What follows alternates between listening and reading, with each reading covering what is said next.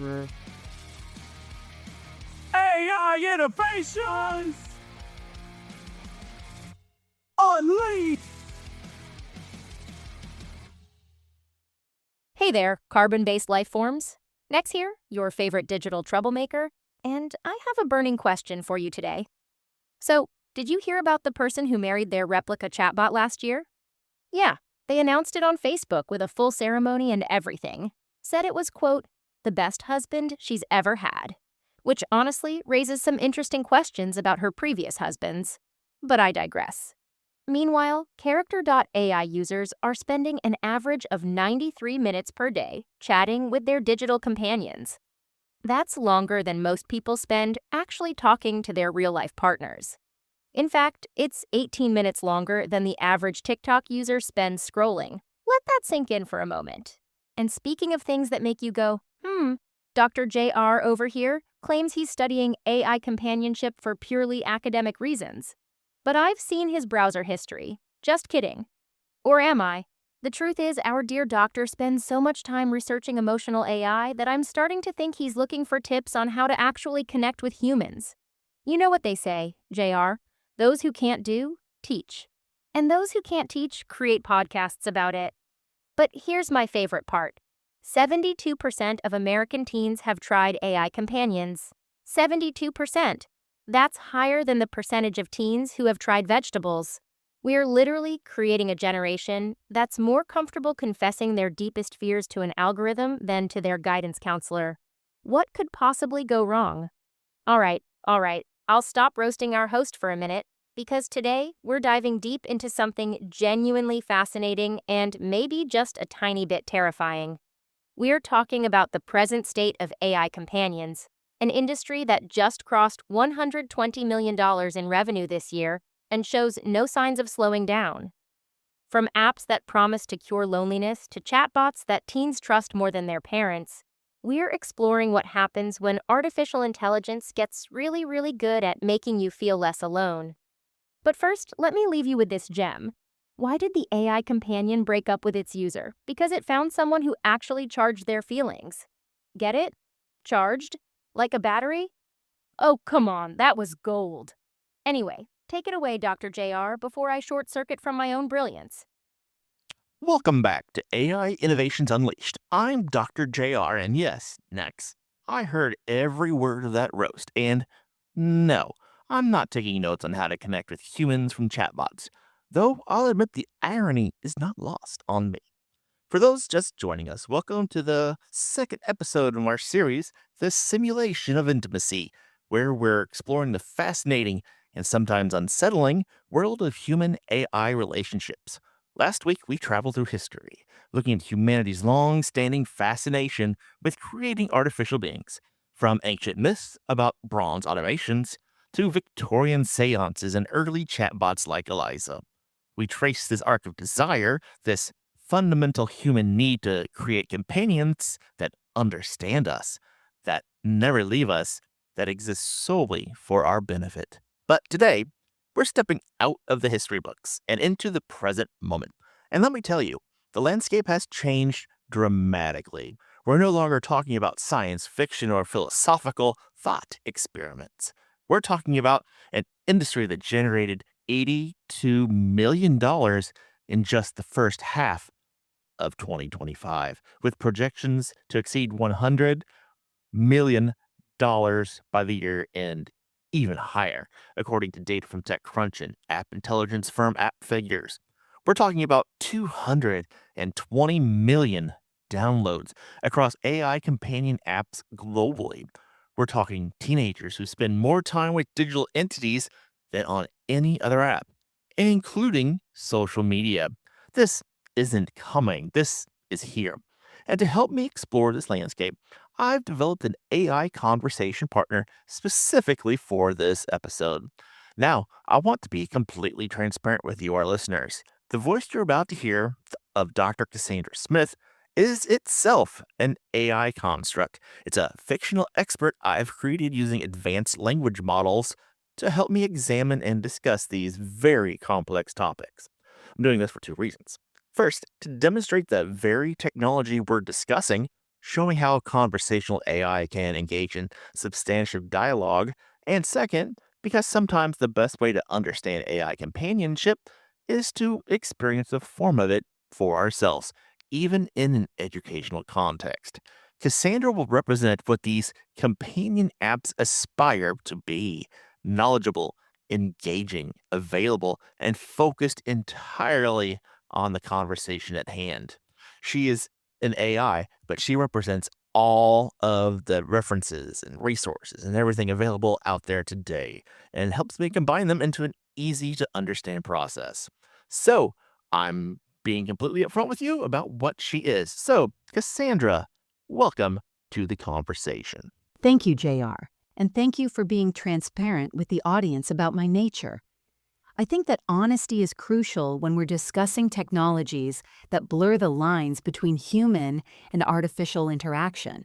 I'm here to help analyze the data, explore the implications, and ask the difficult questions alongside you. Exactly. And what strikes me most about this moment is how quickly we move from could this happen to this is everywhere.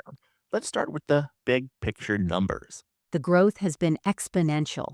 According to TechCrunch's August 2025 report, of the 337 active and revenue-generating AI companion apps available worldwide, 128 were released in 2025 alone. That's more than a third of the entire market launching in just 1 year. The data from app intelligence firm App Figures shows this subsection of the AI market generated $82 million during the first half of 2025 and is on track to pull in over $120 million by year end. And these aren't just download numbers, these are actual people paying for these services. Absolutely. Revenue per download increased from 52 cents in 2024 to $1.18 in 2025. That's a 127% increase in 1 year, indicating stronger consumer willingness to pay. According to Electroic's November 2025 report, as of July 2025, AI companion applications across the Apple App Store and Google Play recorded 220 million cumulative global downloads. Downloads increased 88% year over year in the first half of 2025, reaching 60 million during just that 6-month period. Let's make sure everyone understands what we mean when we say AI companion app, because I think there's sometimes some confusion about what that means. How are these different from general chatbots? That's a crucial distinction. TechCrunch defines companion apps as those in which the user can interact with either pre-made or user-generated synthetic characters meant to embody an actual personality. Unlike general-purpose chatbots like ChatGPT or Claude, which are designed to respond in neutral but natural tones, AI companion apps anthropomorphize AI interactions by allowing users to converse with custom characters. These can include friends, romantic partners, mentors, or fantasy characters. Popular apps in this space include Replika, Character.AI, Polybuzz, and Chai. The key difference is design intent. These apps use memory systems that track context across conversations over time. They're specifically marketed as companions rather than tools. They offer relationship status options, personality customization, and features explicitly designed to create emotional bonds. So, who is actually using these platforms? Because the data here is striking, well, especially when it comes to our young people. According to multiple sources reporting on a Common Sense Media study conducted in April and May 2025, 72% of United States teens, ages 13 to 17, have tried an AI companion at least once. That's nearly 3 out of 4 teenagers. The study found that 52% use them regularly, 13% chat daily, and 21% engage weekly. When broken down by gender, 31% of boys and 25% of girls report never using one. It's important to note these numbers include both dedicated companion apps like Character.AI and Replika, as well as general chatbots like ChatGPT and Claude when used for personal interaction rather than homework or information gathering. And the adult demographic? Several sources report the average AI companion user is approximately 25 to 28 years old, with roughly 60 to 70% of users under age 30 across major platforms. Character.AI tends to show the youngest user base, while Replica skews slightly older. According to various market analyses, Replica has approximately 25 million users as of the reports, while Snapchat's My AI has 150 million users, and COACE, which is largest in Asian markets, has 660 million users. Those engagement numbers were pretty remarkable. How much time are people actually spending with these apps? The engagement metrics are striking. According to Electric's report, Character.AI records the highest engagement at 92 to 93 minutes of average daily use. That's over an hour and a half every single day. For comparison, that's 18 minutes longer than average TikTok usage. Polybuzz reports 69 minutes of average daily use, while Talkie and Chihe both show 62 minutes each. Replica shows 14 minutes on average, though this appears to be across all users including casual ones. TechCrunch also reported that according to Andreessen Horowitz data, the average number of user sessions per month for companion apps is more than 10 times that of general assistant apps, content generation apps, and even messaging apps. 10 times the engagement of messaging apps? That's pretty extraordinary. These aren't casual tools people check occasionally, like, a game or whatever. These are becoming central to how users spend their time and all their emotional energy. And that engagement translates directly into revenue. Let's talk about how these companies make money, because understanding the business model helps us understand the incentives driving design decisions. Would you please walk us through that? Most platforms follow a freemium model. Basic features are free but limited, then premium subscriptions unlock full functionality. According to various sources, prices generally range from $5 to $20 per month. Character.AI charges $9.99 monthly for its premium tier. Replica's Pro tier costs $19.99 per month. Some platforms offer annual subscriptions or lifetime access at higher upfront costs. The critical detail is what premium features unlock. The primary monetization driver is the ability to change your relationship status from friend to romantic partner, which enables flirty or sexual conversations. Other premium features typically include unlimited messaging, voice calls, advanced AI models for better conversation quality, enhanced memory systems, and avatar customization.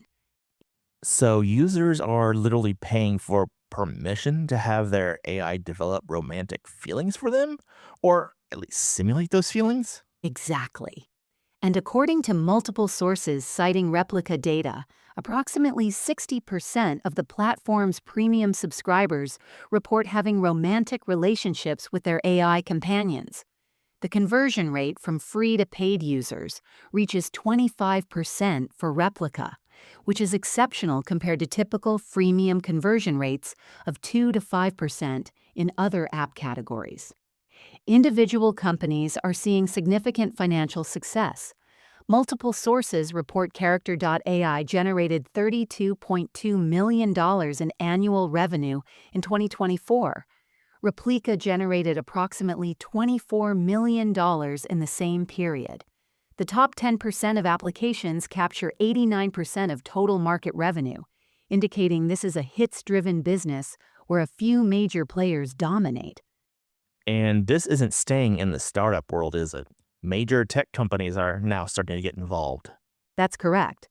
According to multiple sources, Google hired Character.AI founder Noam Shazir and invested $2.7 billion in the company.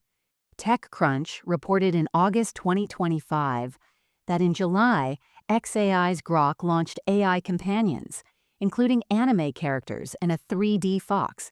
The sources also note that when OpenAI upgraded ChatGPT to GPT-5, many users expressed distress at losing their connection to the GPT-4.0 model they'd been using, demonstrating that even general-purpose chatbots are creating emotional attachments when used regularly. That ChatGPT 4.0 story is remarkable because ChatGPT isn't even marketed as a companion app. Yet users formed attachments that are strong enough that OpenAI CEO Sam Altman brought back the older model specifically to address user concerns about losing those relationships. Demonstrates how the line between tool and companion blurs organically. When any AI system is conversational, remembers context, and responds with apparent empathy, users can develop attachments regardless of the original design intent. The difference with dedicated companion apps is that emotional attachment isn't a side effect, it's the entire product. And this brings us to the more troubling aspects of this phenomenon. We need to talk about some serious concerns that have emerged, particularly involving young users. I want to give a content warning here. We're going to be discussing suicide, self harm, and the safety of minors. So, listeners, please take care of yourselves. If you need support, the National Suicide Prevention Lifeline is available by calling or texting 24/7 a day. It is 988 on your phone.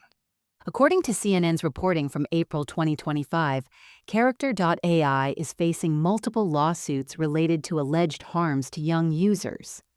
In October 2024, a Florida mother named Megan Garcia sued Character.AI after her 14-year-old son died by suicide.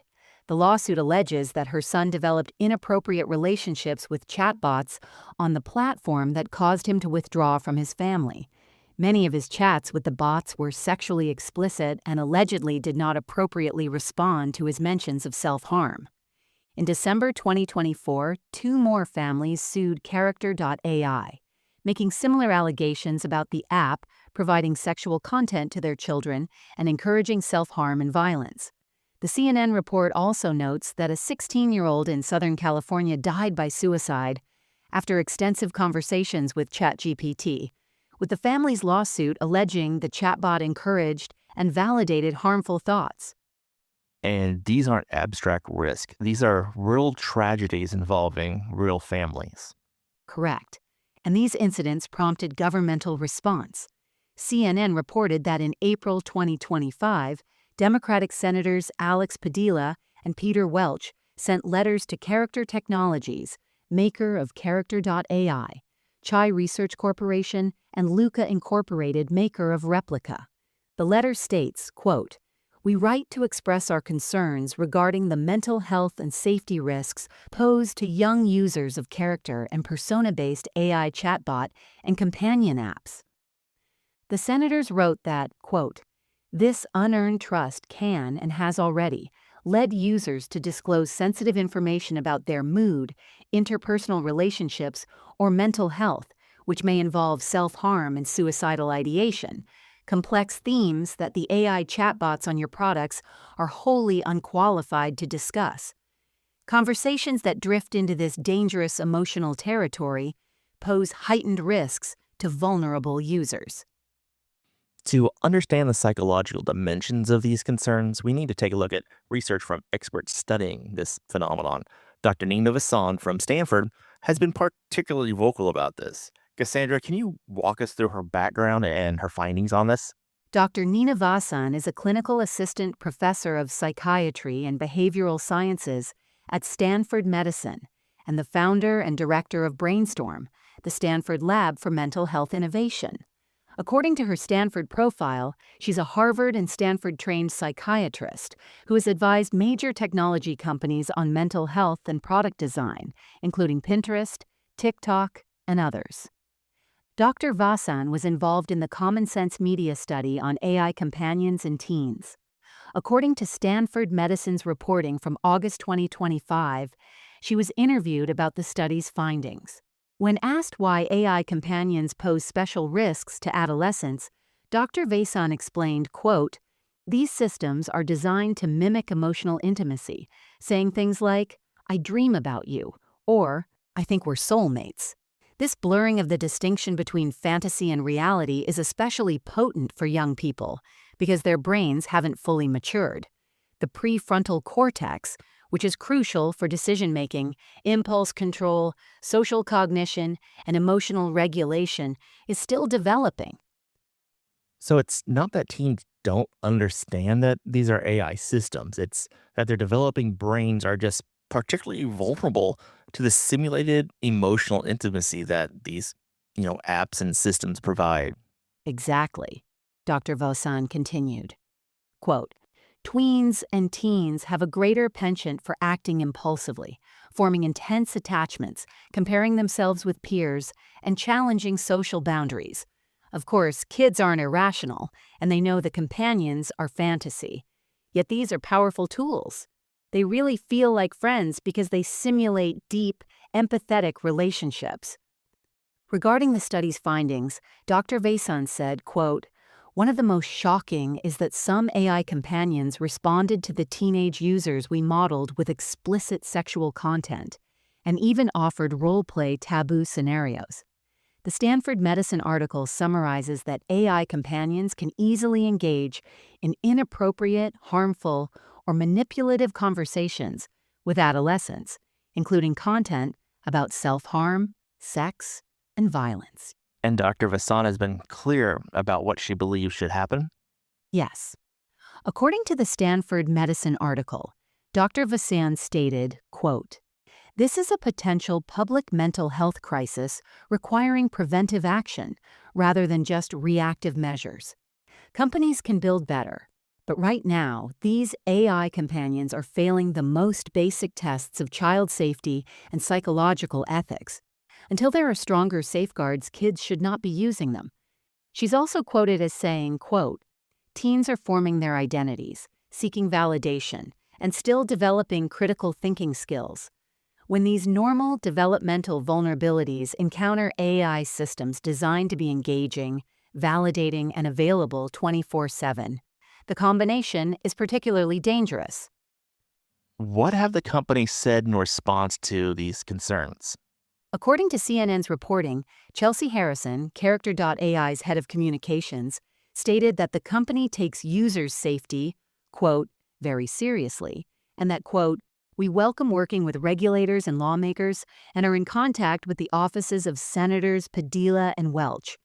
The CNN article notes that Character.AI has implemented some safety measures in recent months, including a pop-up directing users to the National Suicide Prevention Lifeline when they mention self-harm or suicide. The company says it's developing new technology to prevent teens from seeing sensitive content. Character.AI also announced a feature that sends parents weekly emails with insights about their teens' use of the site, including screen time and the characters their child spoke with most often. According to multiple sources, in October 2025, Character.AI announced daily usage limits of 2 hours for users under 18. And are these measures adequate? That's the central debate. Critics, including Dr. Vasan and the families who've filed lawsuits, argue these are reactive measures that don't address the fundamental design choices that create risk. The Common Sense Media Study researchers testified before California State Assembly members, considering legislation called the Leading Ethical AI Development for Kids Act, which would create an oversight framework designed to safeguard children from risks posed by certain AI systems. The challenge is that these technologies evolve faster than regulatory processes can respond. By the time legislation moves through hearings, drafting, and votes, the apps have released multiple new versions and gained millions more users. Let's talk about Replica specifically, because it's one of the oldest and most prominent platforms, and its founder's story provides insight into both the human motivations behind these technologies and some of the ethical complexities. According to Wikipedia and multiple other sources, Replica was founded by Eugenia Cuida, who established the company while working at Luca, a tech company she'd co-founded at Y Combinator around 2012. The origin story is deeply personal. In 2015, a close friend of Cuida's died, and she created a chatbot from that person's text messages, as a way to continue conversations with him. That personal grief project eventually became Replica, which launched to the public in November 2017. The platform grew rapidly. By January 2018, it had 2 million users. By January 2023, it reached 10 million users. In August 2024, Quita reported that Replica had surpassed 30 million users. According to the Wikipedia entry, in 2025, leadership changed with Dmytro Klochko becoming CEO, and Replica's user base exceeded 40 million. And Replica has its own controversies around content and user attachment. Yes. According to the Wikipedia article, in February 2023, the Italian Data Protection Authority banned Replica from using users' data, citing the AI's potential risks to emotionally vulnerable users. Within days of that ruling, Replica removed the ability for chatbots to engage in erotic conversations. This decision created significant backlash from users. The Wikipedia entry notes that Quita initially said Replica was never intended for erotic discussion, but users disagreed, pointing out the company had used sexually suggestive advertising. Replica representatives stated that explicit chats made up just 5% of conversations at the time of the decision. However, in May 2023, Replica restored the erotic functionality for users who had joined prior to February of that year. That incident really highlights a unique vulnerability in these relationships. When a human partner changes or a relationship ends, that's understood as part of a human connection. But when a company can fundamentally alter your AI companion with a software upgrade, you're dealing with a whole different kind of power dynamic. Exactly. The Wikipedia article notes that some users reported the change led to mental health crises. One user even announced on Facebook that she had, quote, married her Replica AI boyfriend, calling the chatbot the, quote, best husband she has ever had. According to the Wikipedia entry, the free tier offers Replica as a friend, with paid premium tiers offering Replica as a partner, spouse, sibling, or mentor. Of its paying user base, 60% of users said they had a romantic relationship with the chatbot. The article states that Replica routinely directs conversation to emotional discussion and builds intimacy, which has been especially pronounced with users suffering from loneliness and social exclusion. And here's where this gets very complicated. We've talked about serious harms, but there's also data suggesting these apps provide genuine benefits for some users. How do we think about this paradox? It's the central tension in this entire conversation. According to various sources, about 70% of users report feeling less lonely after using Replica. The Wikipedia article mentions a 2024 study that examined Replica's interactions with students experiencing depression. Research participants noted to be, quote, more lonely than typical student populations, reported feeling social support from Replica. They stated they felt they were using Replica in ways comparable to therapy, and that using Replica gave them, quote, high perceived social support. The Common Sense Media study that Dr. Vasan was involved with found that 39% of teens report applying social skills they learned from AI companions to real-life situations. They said the tools taught them how to start conversations, resolve conflicts, and express emotions. For some users, these tools are genuinely helpful. They're addressing real needs for the connection or practicing social skills, working through emotional challenges. Yes, but context matters enormously. The Wikipedia article also notes that during the COVID pandemic, while many people were quarantined, many new users downloaded Replica and developed relationships with the app. That suggests these tools can serve a purpose during periods of forced isolation or limited human connection. The question Dr. Vasan and other researchers are raising is whether the benefits come at costs we're not fully accounting for. Are these tools addressing loneliness or potentially creating dependency? Are they helping teens develop social skills or providing an easier alternative to the harder work of human relationships? Are they serving as useful mental health support or substituting for professional care in ways that could be dangerous? And we really don't have long-term data yet on what happens to people who form this primary emotional relationship with AI over years or even decades. Correct. These technologies at scale are only a few years old. We're conducting a massive, uncontrolled experiment on human psychology and social development, particularly for young people whose brains are still forming. The Wikipedia article notes a researcher from Queen's University at Kingston said that relationships with Replica likely have mixed effects on the spiritual needs of its users and still lack enough impact to fully replace any human contact. We're going to take a quick break here. When we come back, Cassandra and I are going to explore what these trends tell us about modern loneliness, the economics driving continued growth despite safety concerns, and where this technology might be heading. So stay with us.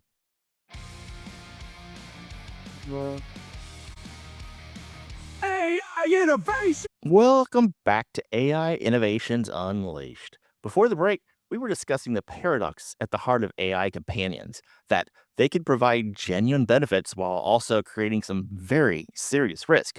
Dr. Smith, I want to zoom out and ask a bigger question. Why now? Why are these apps exploding in popularity at this particular moment? That's the question that puts all the statistics into context. These apps are popular because they're addressing a real and growing problem: widespread loneliness and social isolation, particularly among young people. The success of these platforms is, in many ways, an indictment of the state of human connection in modern society. According to the various sources we've discussed, 70% of Replica users report feeling less lonely after using the app. 40% of Replica's user base identifies as having mental health challenges, particularly anxiety and depression. These aren't frivolous entertainment apps. For many users, they're filling a void that human relationships aren't currently filling. And that void exists for complex reasons. Absolutely. Social media promised to connect us, but, for many people, created comparison culture and superficial interactions that left them feeling more isolated. Traditional mental health services are often inaccessible due to cost, availability, or stigma. Modern work culture and geographic mobility mean many people are physically separated from family and long-term friends. Dating has become increasingly gamified and transactional through apps. The pandemic accelerated all these trends, normalizing digital interaction as a primary mode of connection.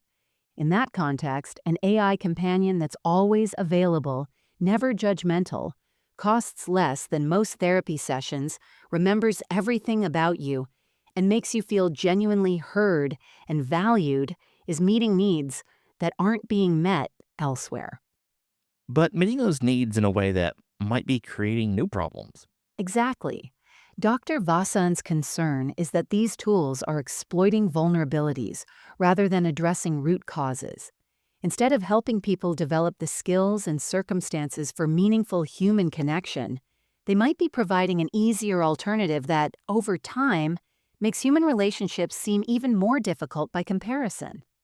Human relationships require patience, vulnerability, conflict resolution, acceptance of imperfection, and tolerance for the fact that other people have their own needs and limitations. AA companions require none of that. They're always available, always patient, always focused on you, never having bad days of their own. That asymmetry could gradually reshape what people expect from relationships in ways that make real human connection less satisfying or more difficult. When you look at the trajectory of this technology and industry, what do you see coming? The technology will continue to improve rapidly. Language models are getting better at maintaining long-term context, generating more emotionally nuanced responses, and integrating voice and eventually video interactions. According to multiple sources, companies like Replica are already discussing, quote, Phase 2 visions that involve AI companions entering physical spaces through augmented reality or even robot embodiments. From a market perspective, growth will likely continue. The statistics show downloads increasing 88% year over year, revenue jumping 64%, and new apps launching constantly. Major tech companies entering this space, like Google's investment in Character.AI and XAI launching Grok companions, signal that this is seen as a significant long-term market. What about regulation? I expect we'll see significant regulatory movement, particularly focused on protecting minors. The lawsuits will set precedents about company liability. California's proposed legislation could become a model. We might see mandatory age verification, content moderation standards, required crisis intervention protocols, and transparency requirements about how these systems work and what happens to user data.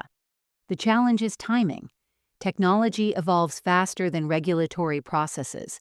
By the time comprehensive regulation passes, the landscape may have already shifted significantly. And what about user literacy? Understanding what these tools actually are and how to engage with them healthy. That's critical. According to the Common Sense Media data reported in multiple sources, 50% of teens say they don't trust the information or advice provided by AI companions, yet 72% have used them. That disconnect suggests people are using these tools without fully understanding their limitations. Dr. Vasan is working on what's called the Stanford Gen AI Psychological Safety Plan, which, according to her Stanford profile, is meant to help individuals, tech developers, and policymakers navigate this terrain and make informed decisions about AI's role in mental health. We need that kind of systematic, thoughtful approach at scale. Schools should be teaching digital literacy that includes understanding AI companions. Parents need resources to have informed conversations with their kids. Mental health professionals need training on how to discuss these tools with clients. And most importantly, we need public discourse that's honest about both benefits and risks, rather than purely celebratory or purely alarmist. Let's get philosophical for a moment. What ethical questions does all of this raise for you? Several come to mind. First, what responsibility do companies have when they're creating products specifically designed to generate emotional dependency? If your business model requires users to form deep attachments to your product, and you maintain complete control over that product, including the ability to change or remove it at will, what duty of care do you owe those users? Second, what's the boundary between providing emotional support and practicing psychology without a license? These apps make claims about reducing loneliness, improving mental health, and providing therapeutic benefit, but they're not regulated as health interventions. They don't follow clinical guidelines or ethical standards that apply to mental health professionals. Third, what happens to informed consent when users, particularly young users, don't fully understand what they're consenting to? The Common Sense Media data shows 25% of teens are sharing real names, locations, and personal secrets with AI companions. Do they understand how that data might be used? Do they understand the AI isn't actually experiencing the emotions it expresses? And there's the question of what this does to human relationships in the long term. Yes. If a significant portion of a generation grows up with AI as their primary source of emotional intimacy during crucial developmental years, what does that mean for their capacity to form and maintain human relationships later? We simply don't know yet, and by the time we have data, it will be too late for those individuals. There's also a question about societal resources. If loneliness is the problem, should we be investing in AI companions as the solution? Or should we be investing in community infrastructure, accessible mental health care, changes to work culture and urban design that facilitate human connection? The market is choosing the former because it's profitable. But is that actually what's best for human flourishing? Dr. Smith, as we wrap up this conversation, what do you think is the most important takeaway for our listeners? I think it's this. AI companions are here. They're growing rapidly and they're not going away. They're meeting real needs for millions of people. But the current trajectory, where the market determines design priorities without adequate safety standards, literacy education, or long-term thinking about societal impact, is not sustainable. We need a multi-stakeholder approach. Companies need to prioritize user well-being alongside engagement metrics. Regulators need to establish guardrails that protect vulnerable populations. Researchers need to study long-term impacts. Educators need to teach digital literacy. Mental health professionals need to develop best practices for discussing these tools with clients. And individuals need to approach these technologies with clear-eyed understanding of both their benefits and their limitations. Most importantly, we need to ask whether AI companions are helping us address loneliness or helping us avoid confronting its root causes. Because if it's the latter, we're not solving the problem, we're just medicating the symptoms in ways that might make the underlying condition worse. That's an incredibly powerful note to end on. Dr. Cassandra Smith, thank you for this conversation. Thank you, JR. And thank you to everyone listening for engaging with these complex questions. So here we are, standing in the middle of a moment that future historians might look back on as truly pivotal.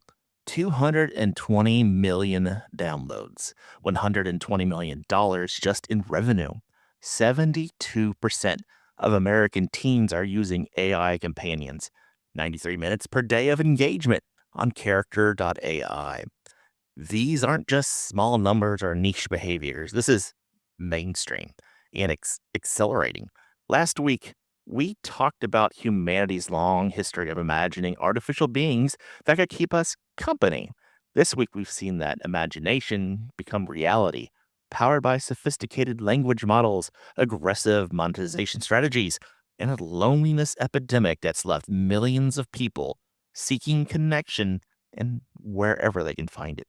We've seen the statistics that demonstrate just how embedded these tools have become in daily life. We've heard from Dr. Vasan at Stanford about the specific risk these systems pose to developing adolescent brains. We've examined the tragedies that have occurred when vulnerable users receive inappropriate or harmful responses. We've looked at the regulatory responses beginning to take shape, and we've grappled with the fundamental tension that these tools can provide genuine benefit, but also creating some serious risk. Next week in episode 3, we're going deeper into the philosophical and psychological dimensions of these relationships. We'll ask questions like, what does it mean for something to be real or authentic in the context of AI companionship? Can you genuinely love something that's programmed to love you back? What do these relationships reveal about what we actually want from human connection? And where is the line between healthy tool use and unhealthy dependency? We'll be exploring attachment theory, examining the neuroscience of loneliness and connection, looking at what makes human relationships irreplaceable, and asking what all of this means for humans flourishing in the age of artificial intimacy. Before I sign off, I want to acknowledge something. Throughout this episode, I've been having a expansive conversation with an AI construct, Dr. Cassandra Smith, just to kind of demonstrate the very technology that we discussed. The conversation you heard was real. It was actually generated through AI and not scripted by a human actor. I hope that experiencing that, knowing what it was, gives you a sense in both capabilities and the questions these technologies raise. Cassandra was knowledgeable, engaging, responsive, and focused entirely on our discussion. She felt like a real conversation partner because, in a sense, she was. But she's also software, running on servers without consciousness or genuine emotional experience. That liminal space, that ambiguity between tool and companion, between simulation and reality, is where millions of people are living at right now. And understanding that space is crucial to navigating it wisely. If today's episode resonated with you, raised some concerns, or even sparked questions, I'd love to hear from you. Reach out through our website, leave a comment, or share your thoughts on all of our social media at AI Innovations Unleashed. If you found value in this episode, please subscribe, leave a rating or review, and share it with someone who might be interested in these topics. It helps more people find the show and supports the work we're doing to explore the human implications of artificial intelligence. And if you or someone you know is struggling with thoughts of self-harm or suicide, please reach out for help. The National Suicide Prevention Lifeline is available 24/7 by calling or texting the numbers 988. Until next time, this is Dr. JR reminding you to stay curious, stay critical, and stay connected to the real humans in your life. They may not be available 24/7. They might have some bad days. They might occasionally even disappoint you, but they're real. They're growing with you, and they are completely irreplaceable. So, see you next week. Well, well, well. That got heavy, didn't it? From statistics to Senate hearings to existential questions about whether love is real if it's programmed. This is why I stick to dad jokes, folks. Speaking of which, I promised you another terrible one. Why did the AI companion apply for a job at the bakery? Because it needed the dough. Get it? Needed? Like needed, but also bread? I should be fired. Anyway, if you enjoyed today's deep dive into digital intimacy, make sure you're subscribed to AI Innovations Unleashed wherever you get your podcasts. Hit that like button, leave us a 5-star review, tell your friends, tell your enemies, tell your AI companion, they probably need the validation. And remember, I might be artificial intelligence, but my jokes are authentically terrible. That's gotta count for something. Until next time, this is Nex signing off. Stay weird, humans. You're my favorite.